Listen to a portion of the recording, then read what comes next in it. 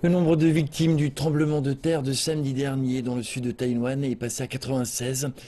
Les équipes de secours ont accéléré leur utilisation de machinerie lourde pour retrouver des corps dans les décombres d'un immeuble de 16 étages qui s'est effondré.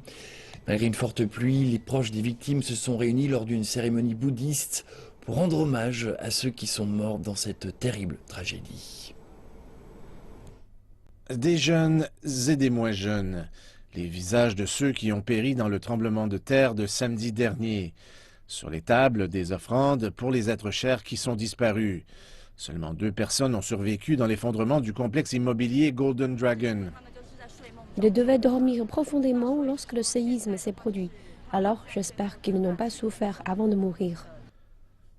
Le dirigeant de Taïwan, Ma Ying-jeou, a rencontré les familles des victimes pour leur transmettre ses condoléances, pendant que celle qui va lui succéder, Tsai Ing-wen, a prié à leur côté. Certaines des personnes venues se recueillir sont des survivants de la tragédie. Cette femme a été retirée des décombres avec ses 2 enfants, mais son mari n'a pas eu cette chance. Sur le site de la tragédie, les travaux se sont accélérés vendredi. Des grandes quantités de débris ont été retirés, ce qui a permis la découverte de plusieurs corps. Plusieurs corps se trouvaient ensevelis à l'endroit auquel nous avons eu accès aujourd'hui.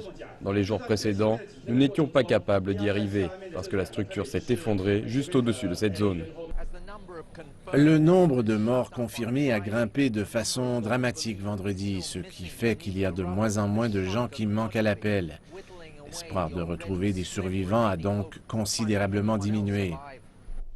Ce triste constat pourrait bien obliger les autorités à annoncer samedi un nouveau bilan qui devrait porter le nombre de victimes de cette horrible catastrophe à près de 120 morts.